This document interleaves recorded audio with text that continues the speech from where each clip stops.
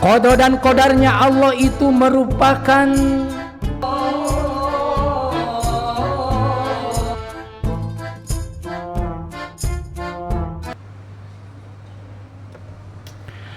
Assalamualaikum warahmatullahi wabarakatuh.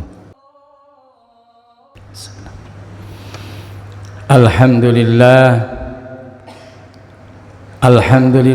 nahmaduhu wa nasta'inuhu wa nastaghfiruh wa na'udzu billahi min shururi anfusina wa min sayyiati a'malina. Man yahdihillahu fala mudilla lah wa man yudlilhu fala hadiyalah.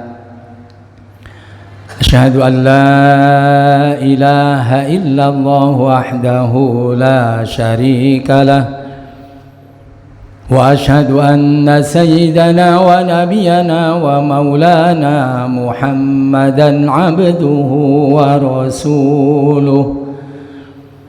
Salatan wa salaman daimaini mutalazimaini ila yaumil qiyamah. Amma ba'd, faya ibadallah, usikum wa nafsi bitaqwallahi faqad fazal muttaqun wa ahuthukum ala ta'atillahi wa ta'ati rasulih fi kulli waqtin la'allakum tuflihun.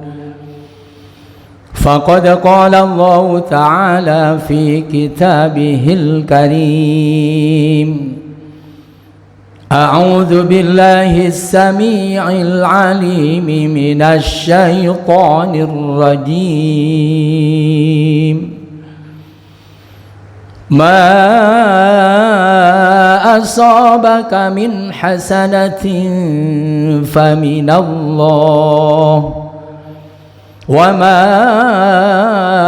أصابك من سيئة فمن نفسك وأرسلناك للناس رسولا وكفى بالله شهيدا. معاشر المسلمين wa zumratal mu'minin, sidang Jum'ah yang berbahagia, marilah kita berupaya, berusaha terus menerus meningkatkan kualitas keimanan dan ketakwaan kita terhadap Allah Subhanahu wa ta'ala dengan cara melaksanakan seluruh perintah-perintahnya dan menjauhi seluruh larangan-larangannya, baik di waktu longgar waktu atau di waktu sempit waktu, baik di waktu kaya atau di waktu miskin. Apabila kita mengharapkan keridhaan dari Allah dan kedudukan yang tinggi di hadapan Allah, bahkan paling dimuliakan di hadapan Allah, hanya dengan cara seperti itu, yaitu tunduk patuh terhadap perintah-perintah Allah dan menjauhi seluruh larangan-larangannya. Hadirin sidang Jum'ah yang berbahagia, perlu kita ketahui dan harus kita yakini bahwa salah satu rukun iman yang 6 adalah percaya terhadap qada dan qadarnya Allah. Qada dan qadarnya Allah wajib kita imani, wajib kita yakini. Barang siapa yang tidak percaya dan tidak meyakini terhadap qada dan qadarnya Allah, maka dia tidak termasuk orang yang beriman. Qada dan qadarnya Allah itu merupakan prerogatif Allah Subhanahu wa ta'ala. Artinya tidak ada campur tangan manusia. Apabila Allah mengharapkan kebaikan seseorang dan dia akan dimasukkan terhadap surganya Allah, itu keputusan Allah. Dan apabila Allah Subhanahu wa ta'ala menginginkan dan mengharapkan dia termasuk orang yang kurang baik dan dia akan dimasukkan terhadap nerakanya Allah, itu adalah hak prerogatif Allah Subhanahu wa ta'ala. Atau sebaliknya, banyak orang yang berbuat baik sehingga dalam keterangan kebaikan dia antara surga dan dia tinggal sejengkal lagi, tetapi keputusan Allah dia akan termasuk ahli neraka, maka di penghujung hidupnya dia berbuat murka, maka dia akan masuk nerakanya Allah. Atau sebaliknya, dia termasuk orang yang kurang baik, katakanlah orang jelek perbuatannya, tetapi keputusan Allah dia akan masuk surganya Allah. Saking besarnya dosa dia atau keburukan dia, kesalahan dia, antara dia dengan neraka tinggal sejengkal lagi, tetapi keputusan Allah Subhanahu wa ta'ala dia akan termasuk ahli surga. Ternyata di penghujung hidupnya dia termasuk orang yang baik, taat dan patuh terhadap perintah Allah Subhanahu wa ta'ala, maka dia akan masuk ahli surga. Itu hak prerogatif Allah Subhanahu wa ta'ala. Hadirin sidang Jumat yang berbahagia, qada itu adalah keputusan Allah Subhanahu wa ta'ala yang tidak bisa dipinta oleh kita dan tidak bisa dibantu dengan apapun. Permintaan kita, keputusan Allah tidak bisa berubah. Sedangkan qadar adalah pembuktian kodok tersebut. Keputusan Allah tadi dibuktikan di alam dunia. Jadi baiknya kita, jeleknya kita, perbuatan kita, ucapan kita, baik dan jeleknya itu telah tercantum dalam keputusan Allah Subhanahu wa ta'ala. Tidak ada qada yang tidak dikodarkan, dan tidak ada qadar atau qadar itu adalah takdir. Tidak ada takdir satupun yang tidak melalui qada Allah Subhanahu wa ta'ala. Pantas Imam Ibn Ruslan mengatakan dalam kitabnya, wa kullu amrin bil qada'i wal qadar wa kullu maqdurin fama anhu mafar. Setiap urusan, setiap perkara tidak lepas dari qada dan qadarnya Allah, dan setiap qadar yang kita rasakan tidak lepas dari qadanya Allah Subhanahu wa ta'ala. Hadirin sidang Jumat yang berbahagia, yang jadi permasalahan bagaimana menyikapi kita sebagai orang yang beriman, menyikapi qada dan qadarnya Allah Subhanahu wa ta'ala supaya iman kita benar. Hadirin sidang Jumat yang berbahagia, menyikapi qada, keputusan Allah dan takdir yang kita rasakan, baik yang cocok atau yang tidak cocok, senang atau tidak senang, kaya atau miskin. Yang pertama, sikapilah qada dan qadar Allah Subhanahu wa ta'ala bil lisani, dengan lisan. Bagaimana caranya lisan kita supaya menyikapi qada dan qadar Allah? Kita lihat dalam surah An-Nisa ayat 79. Ma asabaka min hasanatin faminallah. Apapun yang menimpa kepadamu Muhammad, termasuk di dalamnya kita, itu perkara adalah hasanatin, kebaikan, baik di dunia, baik kebaikan di akhirat. Menurut umum kebaikan itu adalah sehat, kaya, jujur, pintar, jabatan tinggi, apapun yang sifatnya baik. Katakanlah faminallah, itu adalah dari Allah Subhanahu wa ta'ala.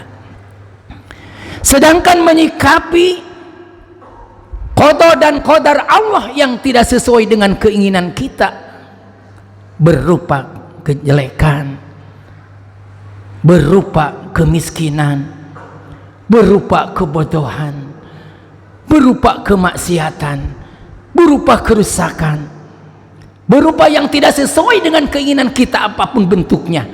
Wa ma asobaka min sayyi'atin famin nafsik. Ternyata datangnya bukan dari Allah tetapi dari diri kita sendiri. Jadi qada dan qadar Allah menurut lisan yang harus kita ucapkan, takdir yang kita hadapi ini, yang kita rasakan ternyata tidak sesuai dengan keinginan kita, itu bukan dari Allah. Allah tidak memerintahkan untuk berbuat maksiat, tidak berbuat dosa, tidak mengharapkan. Berarti kerusakan, kejelekan dan apapun kerusakan yang ada di muka bumi itu adalah bukan dari Allah. Famin nafsik, datang dari diri kita sendiri. Satu. Yang kedua, sikapilah qada dan qadar Allah bil jinan, dengan hati kita. Bagaimanakah menyikapinya? Kita lihat surah At-Taubah ayat 51. Allah berfirman, qul la yusibana illa ma kataballahu lana. Katakanlah Muhammad, la yusibana, tidak ada apapun bentuknya yang menimpa kepada kita semua, baik bentuknya hasanah atau sayyi'ah, kebaikan atau keburukan, yakini dalam hati, illa ma kataballahu lana, seluruhnya tidak lepas dari qada dan qadarnya Allah yang sudah tercantum di Lauhil Mahfuz atau di mafi ilmillah. Dua. Yang ketiga, menyikapi qada dan qadar Allah dengan bil arkan, dengan anggota badan. Bagaimana menyikapi qada dan qadar Allah dengan anggota badan kita?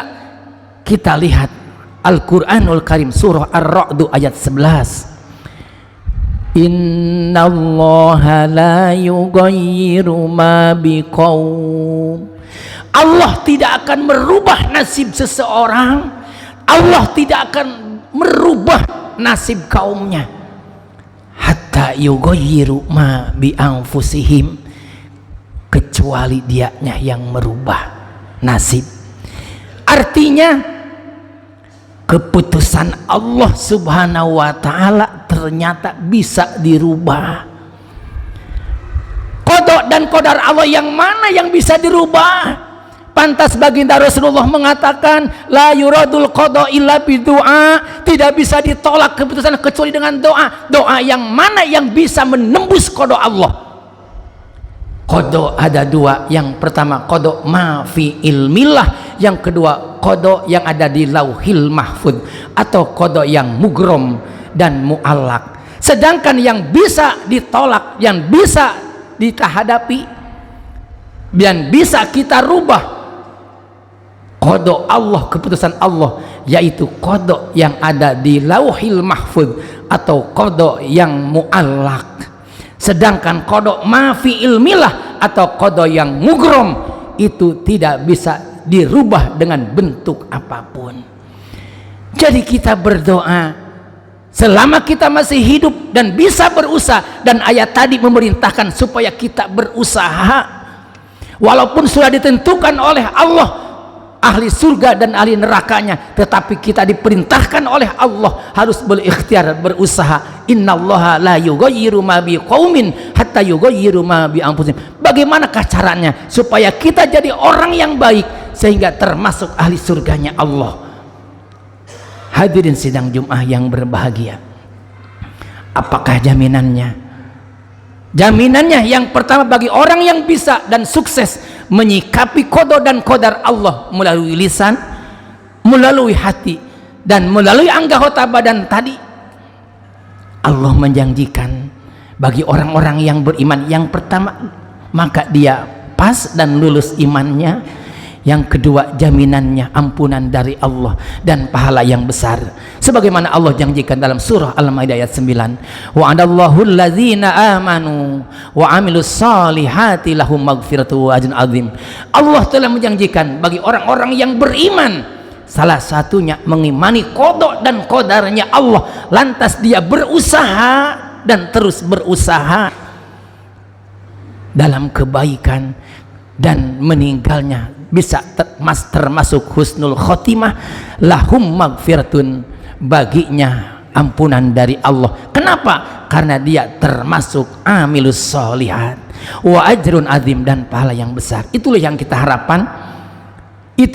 harapkan, yaitu iman dan beramal soleh. Tugas kita tidak lain hanya iman dan tunduk patuh terhadap perintah Allah dan Rasulnya. Hadirin sidang yang jemaah yang berbahagia, sekian dan demikian apa yang bisa saya sampaikan. Mudah-mudahan ada manfaatnya. Barakallahu li wa lakum bima fihi min dzikril hakim wa taqabbala minni wa minkum tilawatahu innahu was-sami'ul alim wa qur rabbighfir warham wa anta khairur rahimin. Allahumma shalli wa sallim wa zid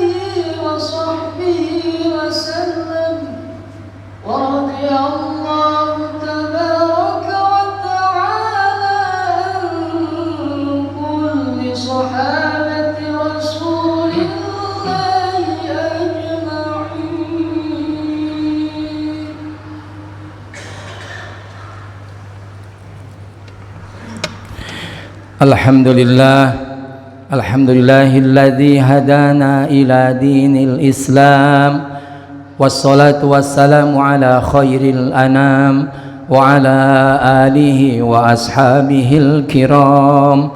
Asyhadu an la ilaha illallah wahdahu la syarika lahul haqqul mubin, wa asyhadu anna sayyidana wa nabiyana wa maulana Muhammadan abduhu wa rasuluh sadiqul wa'dil amin, salatan wa salaman daimaini mutalazimaini ila yaumiddin. Amma ba'd, faya ayyuhal hadirun, ittaqullaha haqqa tuqatih wa la tamutunna illa wa antum muslimun. Inna Allaha wa malaikatahu yusalluna 'alan nabiy, ya ayyuhalladzina amanu sallu 'alaihi wa sallimu taslima. Allahumma salli ala sayyidina Muhammadin wa barik wa sallim amin ya rabbal alamin. Allahumma ighfir lil muslimina wal muslimat wal mu'minina wal mu'minat al ahya'i minhum wal amwat, innaka sami'un qaribun mujibud da'awat wa qadiyal hajat.